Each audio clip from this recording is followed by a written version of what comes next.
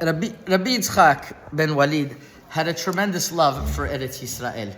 Chibat Eretz Yisrael. There's a story, it's a known story, about a great Rav that was eventually the Rav of Gibraltar. His name was Rabbi Rafael Moshe Haim Ben Naim. They called him Harav Rahman. That's the acronym of his name, Harav Rahman. And he wrote the Sefer Rachamim Peshutim.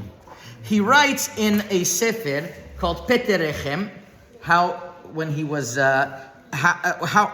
born. His parents, this is what he writes, that his parents didn't have children for many years.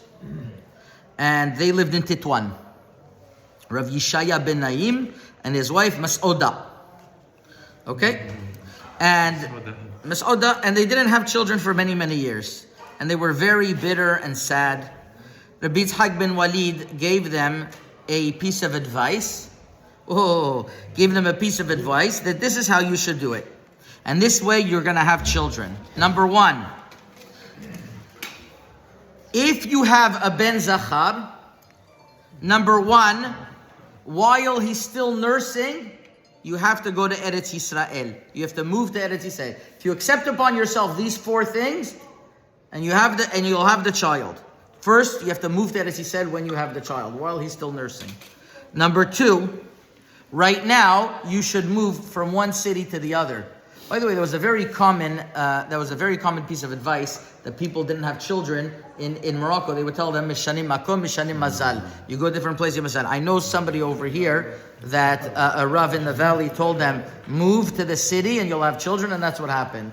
It was something common. Number three, you should go to the kever of the tzaddik Rabbi Amram ben Diwan. He said, Rabbi ben Diwan, and pray. And number four, this is a hard one. Rabbi Buso Shlita would know that you could fast 3 days straight. Fast 3 days straight. No, this was Rabbi Amram ben Diwan is in Wazan in Morocco. Yeah, it's between the Tetouan and Fez. There's a city Wazan, and you should promise to do that. They did that. They had a child. They moved to Eretz Yisrael. And this was the great Rav Rahman, you see his works, Rachamim Peshutim. Well, I think we have the Sefer over here. He's a tremendous Talmid Chacham, Rav Rahman. So that's what he was watching. Rabbi Yitzhak Benoualid already told people to move to Eretz Yisrael, and he himself moved to Eretz Yisrael. He loved Eretz Yisrael. Now, what's interesting is the following. There's letters that when he moved to Eretz Yisrael, he went to Haifa. So he was in the exact same time as Rabbi Yaakov Abechsera. As a matter of fact, last year we spoke about a teshuvah that he has to Rabbi Yaakov Abechsera, where there was a question of somebody invested funds, and this person was going to, with a goy, and this goy was going to do business with non-kosher food. And you're not allowed to do business with non-kosher food. Rabbi Yaakov Abechsera permitted it. He said it's only investing funds, it's a silent partner, you're allowed. And the Rabbi Yitzhak Benoualid does a very, very long teshuvah and he forbids it. You remember we spoke about that in the previous years? Rabbi Yaakov Yitzhak Benoualid, I think I have a shir about it recorded, that he forbids it. So he was in the time, they were, one time Rabbi Yaakov Abechsera came to Tetouan and he sat in the back and he didn't want anybody to know. Rabbi Yitzhak Benoualid found out who he is and he stayed by Rabbi Yitzhak Benoualid's house for many years. They were close friends. They were close friends and Rabbi. So that's around that time. So we're talking about the mid 1800s. But that's the tikkuv is around the late 1800s. So Rabbi Yitzhak Benoualid decided he was going to move to Eretz Yisrael. And out of all places, where did he pick? Haifa. Why Haifa? It wasn't a bustling metropolis. There was not a lot of Jews in Eretz Yisrael, and the Jews that lived there were or in Yerushalayim, or in Hebron, or in Tiberia, a little bit in Tzfat. So they did not live in Haifa. A little bit in Yafo maybe at the time, I don't know. So why did he write in Haifa? So he writes a letter exactly why he wanted to live in Haifa. A little bit of controversy why he left, we'll see. But he wanted to live in Haifa because he says like this, Heviana adalom le'ir Haifa Eretz Yisrael mekudeshet et zikanti le'ovdo u'leshamra avodat Hashem ka'asher et levavi Hashem ya'azril derakot shemon ityashavti k'et be'Haifa. And I promised myself not to get into any politics of the city, any of the leaderships. I just want to sit. Achat sha'alti me'et Adonai shi'azreni lashevet bechabri beti. All I want is to sit in my room, lehitboded ba'avodah, be left alone. That's why he moved to Haifa.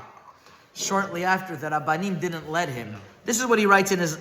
This is his writing. This is what he writes. Exactly what he wanted. It wasn't so. It wasn't so well accepted over there. Tafresh Chavbet. That means in the year 1862. 1862. Okay. So then, Rav Chaim David Hazan writes to him that he doesn't agree. He wants him to come to Yerushalayim. There's the great Rabbanim. First of all, come and visit the tzaddikim that are buried there, the Or HaChaim HaKadosh, and all the tzaddikim that are in Yerushalayim before the Or HaChaim. And he says that's number one.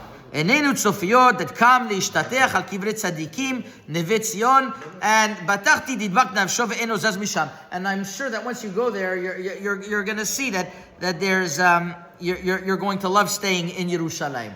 So they already made a campaign to stay in that he should stay in Yerushalayim. The Rabbanim of Hebron, they also asked him, Rav Moshe Ferreira and Rav David Hasson. They quickly said, and here's the letter, and they said, I don't know why you're staying in Haifa. And they gave him such great honor. He was known as Nera Ma'aravi, the light of the west. Of the west of Morocco was considered the west, and he says there's no way that you can't come and you can't spend time with us over here in Hebron. This is where our forefathers are buried, and they didn't let him go. But after a short while, he goes back to Morocco. Yeah. There was rumors why, but it seems to be that in the Sefer of the Rishon LeZion, Rav Eliashir, he writes, "Veshav el mishpachto ve'el achazut avodat yashuv." He felt that he left his kehila alone. Some say he might have had a dream and had to go, and he felt that he had to go back. He felt that it wasn't his place, even though he went to Eretz Yisrael. He came back, and that's why he went back to Morocco, and that's where he was buried till today. People go visit his kever in the city of Tetuan, which is known. I said the story 2 years ago, but it's amazing that Rabbi Yosef. That first of all, there's when we went to visit Tetuan in the year 2017. I don't know why. I felt in French we call it des frissons. I felt mamash shaking. There was on top of it. There's a very holy cemetery of the Migurashim. On the bottom, there was bats, and there was mamash. You felt the Shekhinah. And then I read that Baba Meir said that there's two kvarim that the Shekhinah you could feel is there. One is the kever of the Or HaChaim HaKadosh, and the other is the kever of Yitzhak Benoualid. And then I saw I didn't know this. And then I saw Rabbi Yosef Ben Naim, who was a Rav in Fez that wrote many, many different works. He was niftar around in the 60s. His library is in YU, actually. His whole library had a lot of Sfarim. And he writes, when I went to the kever Rabbi Yitzhak Benoualid, Ra'ada ahazdani, I trembled, v'chalchala nizdal kol evrai, and all of my limbs shook. Ki ema torato v'tzidkato chofevet al kivro, because his Torah and his tzidkut is hovering on his kever. Mamash, that's what it says. That unbelievable. Aaron, can I say also what happened with your son once he went there? He decided to go to yeshiva short after. Aaron's son named Yitzhak. Yitzhak, and it's very possible there's a roots over there of Yitzhak Ben Walid also. I don't know, maybe it's a coincidence, but shortly after, he wasn't thinking of going to yeshiva, and then he met Rabbi Klatzko, and one thing to the next, he went to yeshiva. So Rabbi Yitzhak Ben Walid is a very good advocate to have in Shamayim. Rabbotay is a very good advocate to have in Shamayim. Shalom Aleichem, Rabbi Brander. So that is the great life of Rabbi Yitzhak Ben Walid. So I wanted to share Divrei Torah on Purim and about about the Megillat Esther, Rabotai, that I think there's something that, since we're celebrating the Hilulah of Tzaddik, I thought to connect it to Megillat Esther. But maybe we'll sing first, and we heard Divrei Torah, and then we'll speak about Purim a little bit. But this is so far introduction to Rabbi Yitzhak Benoualid.